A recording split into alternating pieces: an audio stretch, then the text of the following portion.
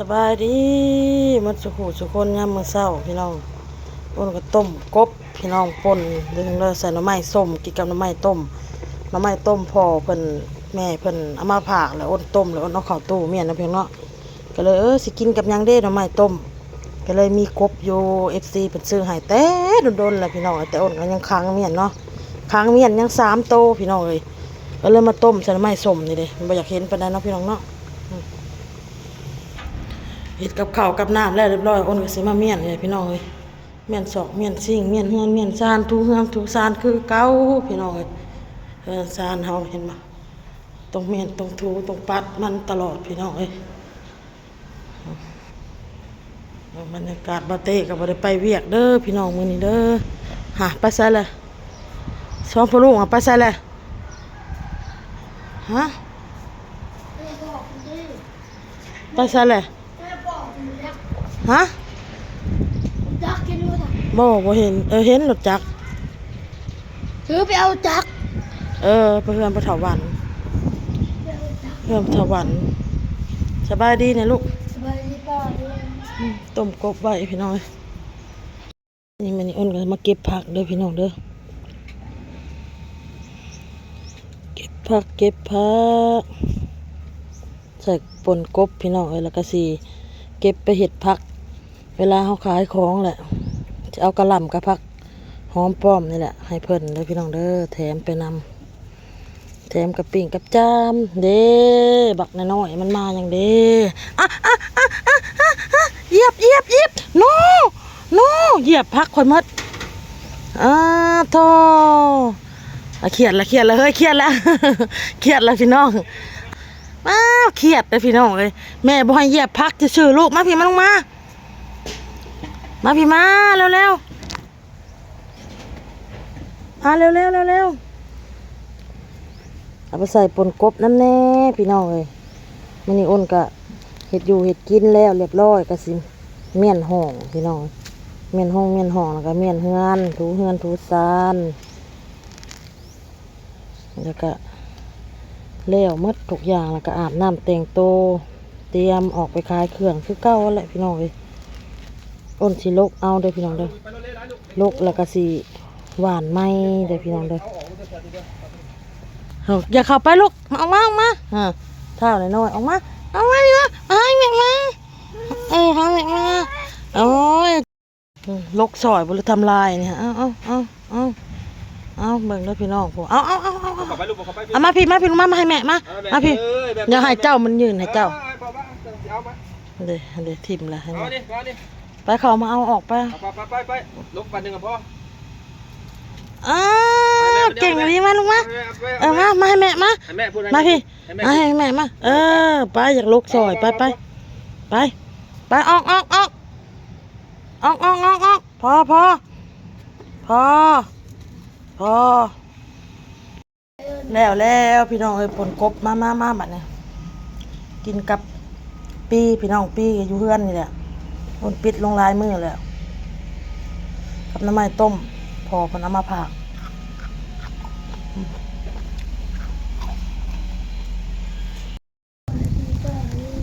มากินข้าวพี่น้อง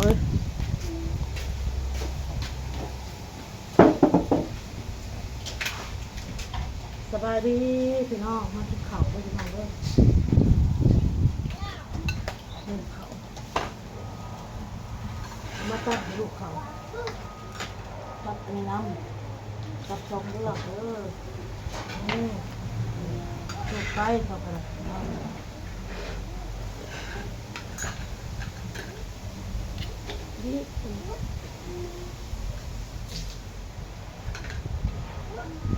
กินบ่เขา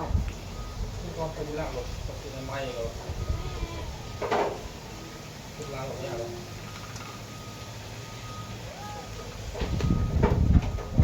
เพื่อนแห้งไม้ล่างไม้แดงเอาโต้คนกินเลยพี่น้องแล้ว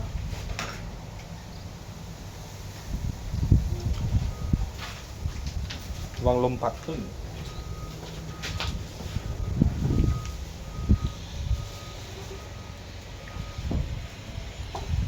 เขาติดมือหมด ยกนี้ยกพับเอาโตกินแล้วกินกับต้มกบนี่แหละพี่น้องเลยแบ่งออกตักออกให้เพิ่น เวลารถโต๊ะล้างตัวไหนไว้เอาตัวก่อนเลยล้างตัวนี้จะล้างตัวนู้นล้างตัวนี้เอาเวลาตัวนี้ไว้จะหัวอะไรผมพี่ล้างตัวกัน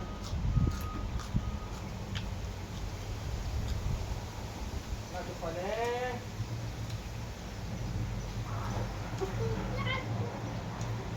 ล้างตัวนี้จะมา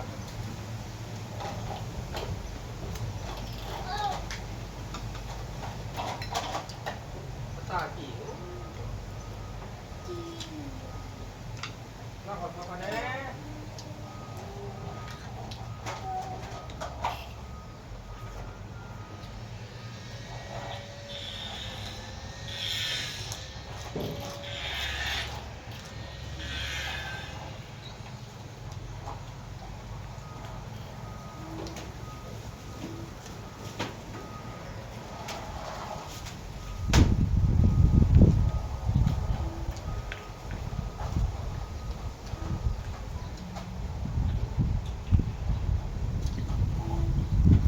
ต้มกบ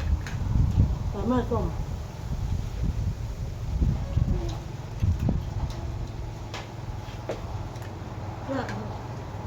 กบพี่เรียมซื้อให้ตั้งแต่คุณแหละพี่น้องทุกครั้งไว้มา3 ตัว ตอนเดือน12ตอนเดือน11เนาะนั่งคลิปเดือน11เนาะ11ต้องคลิปเนี่ยเอาไว้ตอนนั่งคลิป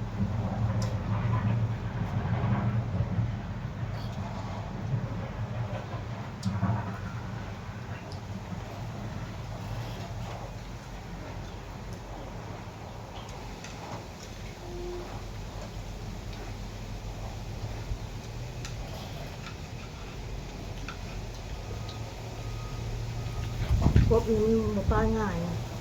ทางอะไร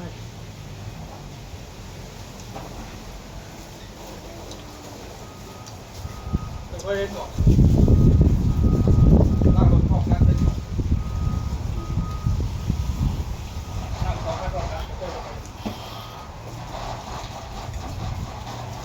ได้อาบน้ำได้ยังไง แกงเครื่องบวกกับไม่ได้แกง ใช้กระเป๋ามาจากครับ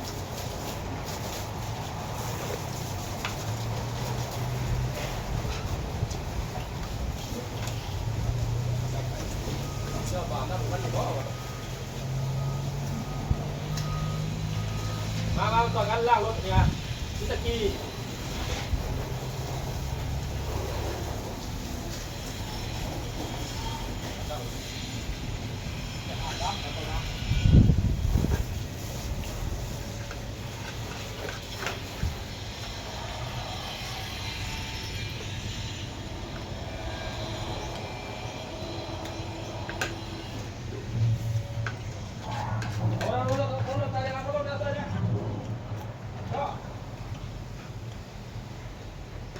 เอาต่อรถเนี่ย ก็คือแน่ขาส่งครับ ได้จะส่งใหม่เอาอันนี้เอารถตัวนี้นี่นะนี่รถตัวนี้นี่รถตัวนี้ไปรถตัวนี้ไป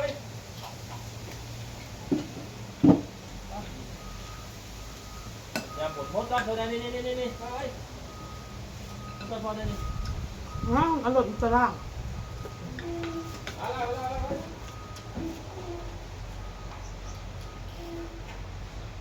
เอามานี่เอาเลยเป็น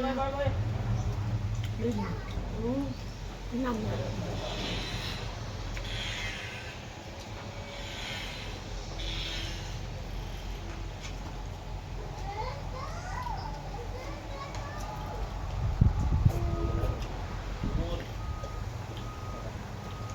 หมดเตอร์แล้วล่างรถแล้วนะ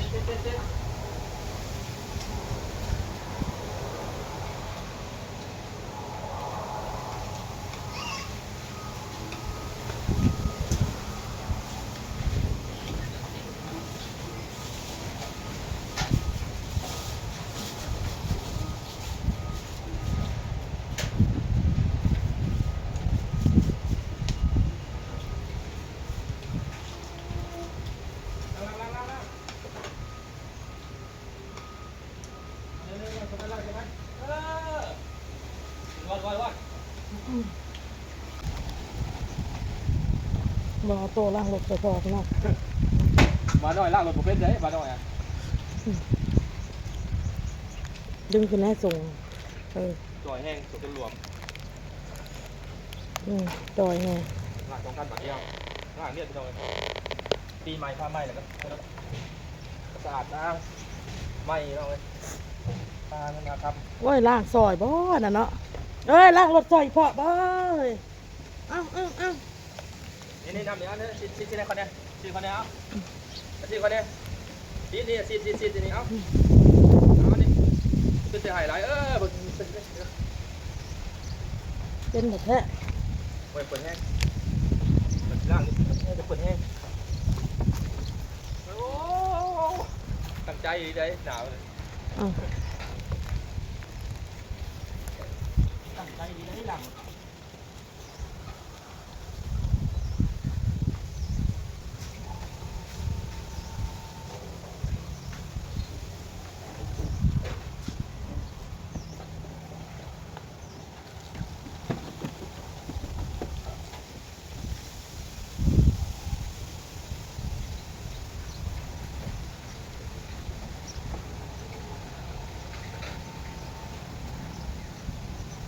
วันนี้วันมันหมดแก่แล้วมึงแก่นี่ได้มือรวมกัน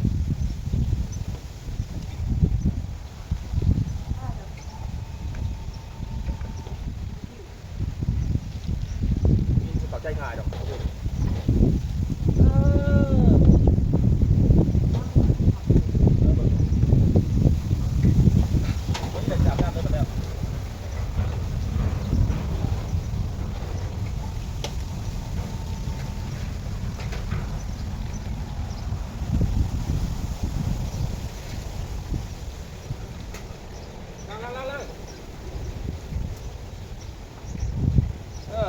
ฟ้าหนาไปด้วย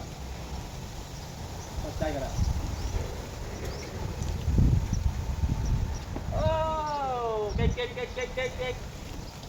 โอ้เก่งมันเป็นไห่อย่างเดียวได้เป็นเฉลี่ยอย่างได้เป็นไทยเพาะดีเป็นเลย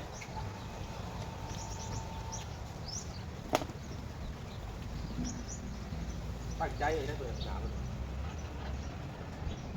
เฮ้ยคันดิอันนี้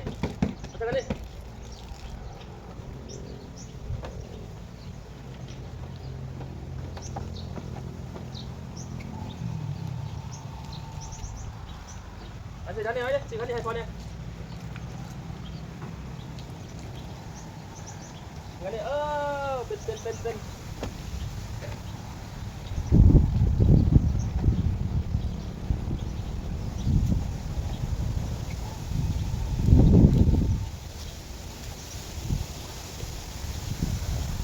ไปเอา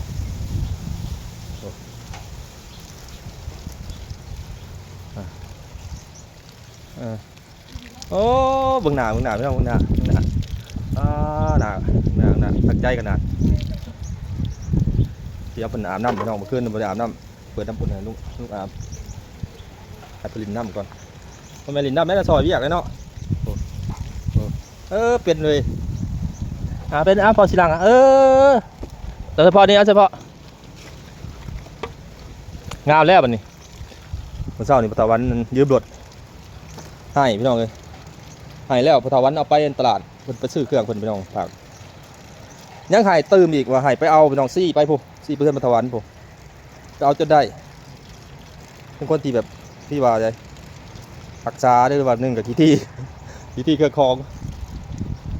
เพิ่นเลยเป็นห่วงนะปาโตเป็นแล้วว่าเดี๋ยวมาเบิ่งเลยว่ามาเบิ่งเนี่ยไปถูระดับหดมันสิสะอาดอยู่บ่วะอะไรแม่ความเป็นน้องเอฟซีเป็นว่ายังแม่เพิ่นบอกฮะซ้อนแต่ยังน้อยซ้อนยังกับซ้อนลูกเนาะมันก็สิเป็นเลยฮะพี่น้องนั่นป้าใหม่แล้วไปเลยเนาะหนาเป็นดำเลย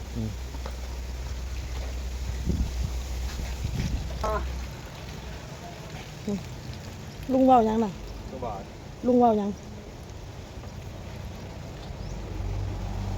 มา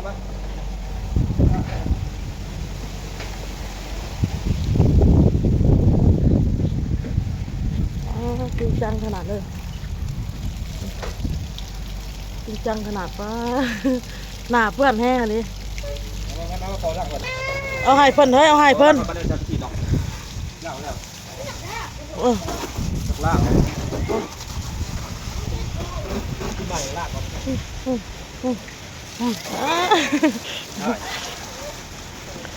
เฮ้ยจุ่มอีกจุ่มจุ่มแผลบอีกถือตาเจ้าของเลยน้ำยังน่ะทุกเข่าตาลีได้เฮ้ยเอาน้ำล้างตาล้างอีก พอวันนี้บริเวณนู้น ล้างอีกล้างออก อาบน้ำตลอดอาบน้ำล่างใช่ไหมมันเปิดอู่ล่างรถได้นี่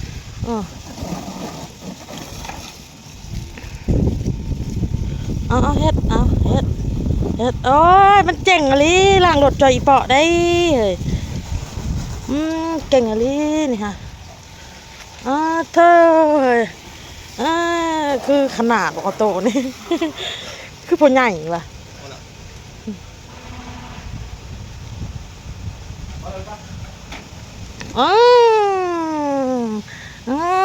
ล้างรถไรเอาเฮ้ยลูกตาลูกแดงนะมันแสบนะนี่ฮะเอาไปล้างไหมทางเหนือกินข้าวแล้วล่ะพี่น้องเลยเอาล่าอะไรพี่น้องคลิปนี้กับพ่อกับคลิปหน้าเด้อพี่น้อง